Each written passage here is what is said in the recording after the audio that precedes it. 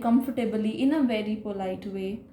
Also, in a positional defiant disorder, a child is very argumentative. आपने देखा होगा कि कई बार बच्चे होते हैं, they start to throw things. उनको नहीं पसंद आता है उनको कोई बोले कि sit down और do this और do that. उनको नहीं पसंद आता है, वो चाहते हैं अपनी मर्जी से जो भी वो चाहें वो करें. This behavior is also found in teens, not just children, क्योंकि अगर हम उसको चाइल्ड लेवल पर ट्रीट नहीं करते हैं तो वो टीनेज में भी बढ़ता है, जिससे बच्चे एरोगेंट हो जाते हैं, आर्गूमेंटेटिव हो जाते हैं. वो जानबूझकर ऐसा नहीं करते हैं, but that is a disorder क्योंकि वो ढंग से रिटेन नहीं कर पाते हैं कि whenever someone is telling you to sit or to stand or to do something, वो आपके भले के लिए या वो आपको कुछ सिखाने के लिए किया जा रहा है. वो इस चीज़ को नहीं समझ पाते हैं. They just know that someone is bossing them around and they don't like that.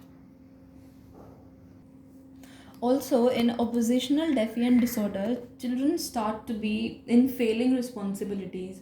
When we are unable to treat them during the childhood phase of oppositional defiant disorder, they become very stubborn and very vindictive towards people.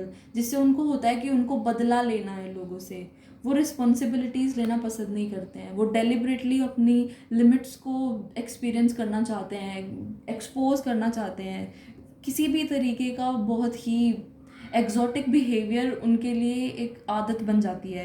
वो बहुत ज़्यादा stubborn हो जाते हैं. Verbal hostility होती है, जिससे गाली देना या आर्ग्यू करना, किसी भी तरीके से वर्बली किसी को हर्ट करना. एंड अगर ये स्टेज को हम नहीं ढंग से ट्रीट कर पाते हैं, so it also becomes into physical hostility towards anyone. Authority चाहे किसी की भी हो, teachers, parents, siblings, anyone, they don't like that.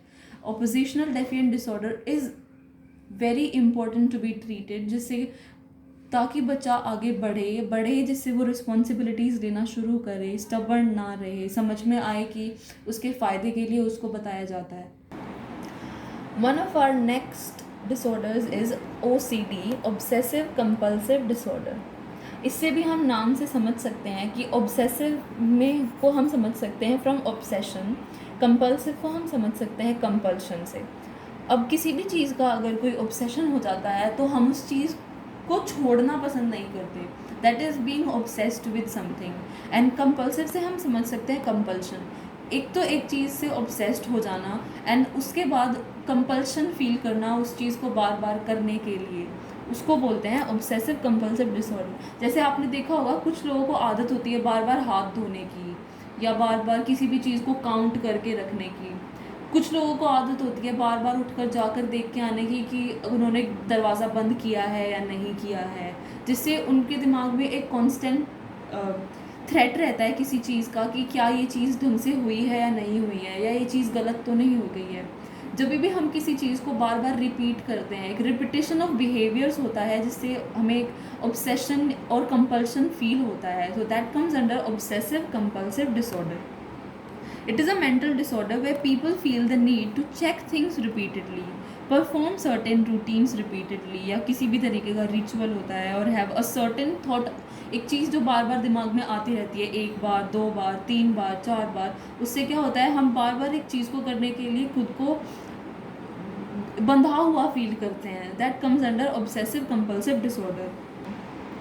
OCD is a chronic disease. Chronic disease होती है एक लॉन्ग टर्म डिजीज़ जो बढ़ती रहती है या बहुत ज़्यादा बढ़ जाती है. इतनी ज़्यादा बढ़ जाती है कि it can take over whole your life. किसी भी पूरी ज़िंदगी पर भारी पड़ सकती है.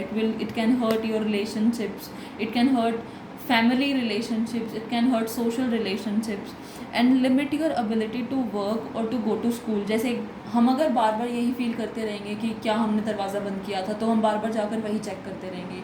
हम बार बार चेक करेंगे कि हमने सारा काम ठीक से किया है या नहीं, हमने टैप बंद करी है नहीं. हम बार बार हाथ धोने के लिए जाते रहेंगे, हम किसी भी चीज़ को काउंट करने के लिए जाते रहेंगे. उससे क्या होगा कि ना तो हम अपना ही काम कर सकते हैं या ना हम दूसरे को ही काम करने देंगे. जिससे होता है कि हमारे आसपास के रहने वाले लोग इरिटेट होते हैं, उससे हमारे रिलेशनशिप्स पर फ़र्क पड़ता है, असर पड़ता है. सो ऑब्सेसिव कंपल्सिव डिसऑर्डर एक लॉन्ग टर्म डिसऑर्डर है जो हमारी पूरी लाइफ तक को इंक्लूड कर सकता है. इसका ट्रीटमेंट बेसिक होता है, लेकिन ज़रूरी नहीं है कि एकदम से आपको ठीक कर सकता है. It includes cognitive behavioural therapy जो CBTs होती हैं, एंड मेडिकेशंस होती हैं, टिपिकल सेलेक्टिव सेरोटोनिन रेप्यूटेक इनहिबिटर्स होते हैं, and it also involves increasing exposure to what causes the problems while not allowing the repetitive behavior to occur. जो भी हम दवाई या मेडिकेशंस लेते हैं उससे वो दवाई या मेडिकेशंस हमें ये सोचने पर और समझने पर मजबूर करती हैं that is a type of drug जो हमें ये रियलाइज़ करवाता है कि हम एक काम एक बार कर चुके हैं और हमें बार बार करने की ज़रूरत नहीं है. In this way we can treat the obsessive compulsive disorder. After disorders we also need to know कि हमारा एटिकेट क्या होना चाहिए towards people. So this is a topic of disability etiquette. Now disability etiquette means कि जब भी कोई disorder से जब भी किसी को डिसऑर्डर होता है and we come across such a person, so we must know how to behave with them. So first of all we need to talk directly to them. हमें नहीं मेंशन करना है कि वो बीमार हैं या उनको किसी भी तरीके की बीमारी है या कोई मेडिकेशंस लेते हैं. नहीं, we need to talk to them directly. किसी भी तरीके का हमें कोई हेजिटेशन शो नहीं करना है जिससे उनको रियलाइज़ हो कि उनको कोई प्रॉब्लम है और जो हमसे बात करने आए हैं वो ये रियलाइज़ कर चुके हैं and they don't like us. Also we need to offer to shake hand. हमें जिस भी तरीके से एक बहुत ही वार्म वेलकम देना है उनको, जिससे उनको कंफर्टेबल फील हो, उनको लगे कि हम एक कंफर्ट जोन में हैं and that we can talk directly. Also ask before you help. हमें कई बार लगता है कि जिसे भी डिसऑर्डर है उसको हमारी हेल्प की ज़रूरत होगी. ऐसा नहीं है. कुछ लोग होते हैं जो खुद भी अपना काम करने के लिए केपेबल होते हैं और जिनको कई बार लगता है कि अगर हम उनकी हेल्प करेंगे उनको लगता है कि हम डिसेबल्ड हैं. हमें उनको ऐसा कुछ भी फील नहीं कराना है. हमें उनसे पूछना है कि अगर उन्हें हमारी हेल्प चाहिए या नहीं. So we also always need to ask before we help them. Listen to them carefully. Now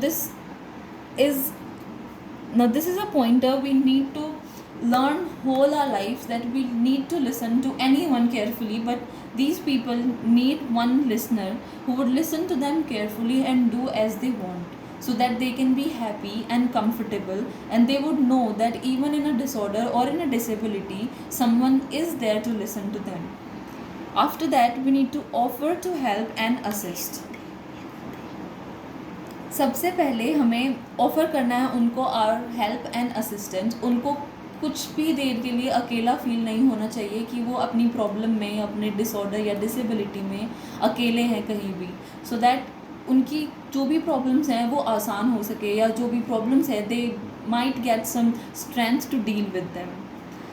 don't touch or lean on the armchair. कई बार क्या होता है कि हमें लगता है कि हमें सामने वाले के इतने करीब जाने की ज़रूरत है कि उनको पता चले कि या हमें कुछ ऐसा सुनने की ज़रूरत होती है कि हमें ज़्यादा पास जाने की ज़रूरत है. ऐसा नहीं होना चाहिए. We must always respect personal space of anyone. जो भी हम whenever we come across any such person.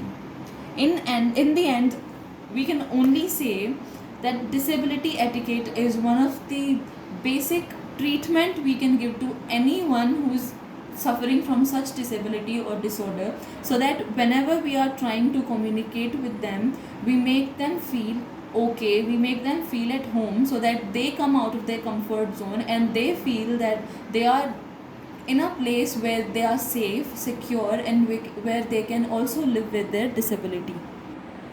Many people with disabilities do not have equal access to health care, education and employment opportunities क्योंकि वो पहले ही disabled हैं.